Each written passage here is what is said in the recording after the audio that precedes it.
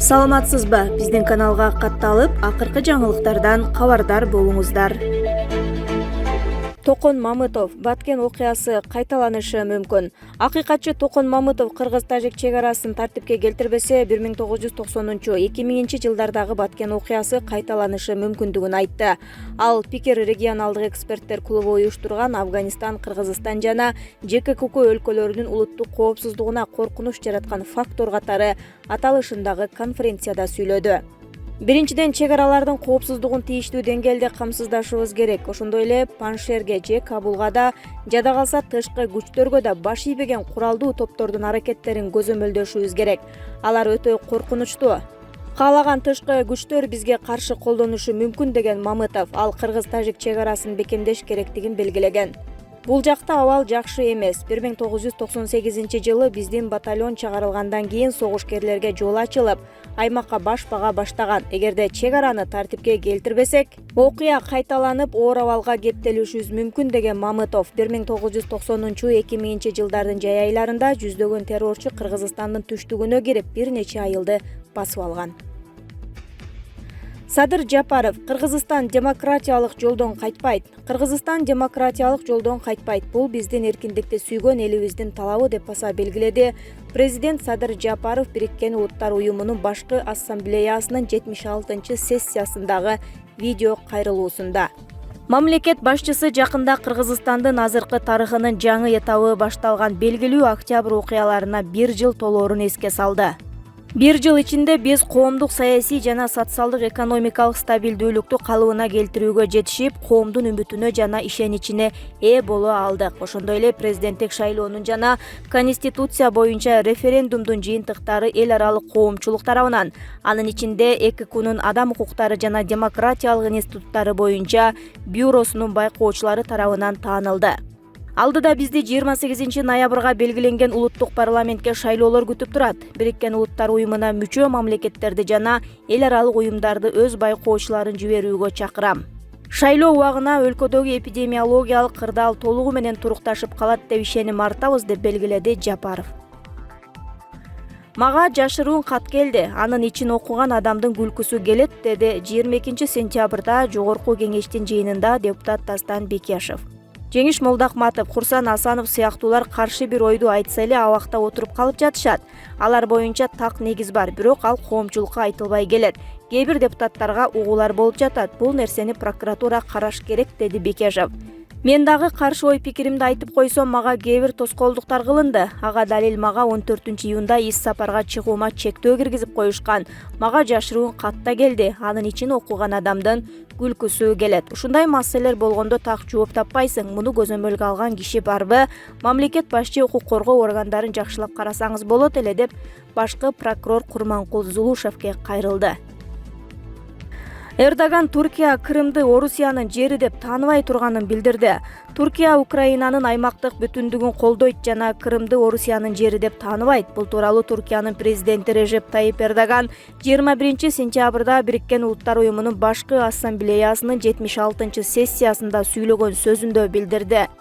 Биз Украинанын аймактык бүтүндүгүн жана эгемендигин колдойбуз, анын ичинде Крымдын каратылып алынышын тааныбайбыз, деди ал. Мындан мурдараак Туркиянын тышкы иштер министрлиги Крымда өткөн Орусиянын мамлекеттик думасына болгон шайлоонун жыйынтыгын тааныбай турганын билдирген. Ага байланыштуу Орусия президентинин маалымат катчысы Дмитрий Песков Орусия андай билдирүүлөргө каршы экенин айтып, өлкөлөрдүн Крым боюнча пикири эки ача болгону менен бара-бара Туркиянын көз карашы өзгөрөт деген. Ошол эле учурда Орусиянын тышкы иштер министрлигинин өкүлү Мария Захарова Туркиянын Крымдагы шайлоо жыйынтыгын тааныбай турганы жөнүндө билдирүүсү боюнча Орусия тыянак чыгарарын, бул нерсе эки тараптуу алакага терс таасир этерин айткан. Эскерте кетсек, Орусия 2014 жылдын башында Крым жарым аралын өзүнө каратып алган. Учурда дүйнөдөгү көпчүлүк мамлекет Крымды Орусиянын жери катары тааныбай келет. Депутат шайлоо башаламандык алып келиши мүмкүн. Алдыдагы шайлоодо башаламандык болушу мүмкүн деген пикирин Жогорку кеңештин депутаты Шайлообек Атазов билдирди.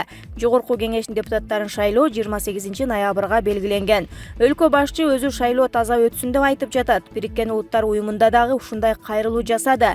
Бирок буга карабастан Жээнбековду, Атамбаевди сатып кеткендер азыркы бийликтин партиясына кирип шайлоого баратат, деди депутат. Борбордук шайлоо комиссиясы тууралуу да айтылды. Борбордук шайлоо комиссиясынын төрайымы бүгүн келип элчиликтер менен мигранттар менен кантип иштеп жатышканы тууралуу маалымат бериши керек. Сервер бир адамдын колунда турат деп айтып жатышат. Ал шайлоо тоскоолдуксуз өтө турганын айтсын, деди депутат. Мирлан Жээнчороев жыйында эмоцияга алдырып ашыкча сүйлөп алдык. Мирлан Жээнчороев башкы прокурор Курманкул Зулушев менен болгон чырдан кийин билдирүү жасады. Кечээ күнү биз Зулушев мырза экөөбүз пикир келишпестикке келип калдык. Эмоцияга алдырып бири-бирибизге ашыкча сөздөрдү сүйлөп алдык. Бирок Курманкул Зулушев менен жолугуп ортодогу пикир келишпестиктердин баарын чечип алдык. Мындан кийин биз мыйзам менен так иштешебиз деген ойдомун, деди Жээнчороев. Белгилей кетсек, 22 сентябрда Жогорку кеңештин депутаттары кезектеги жыйынга чогулду.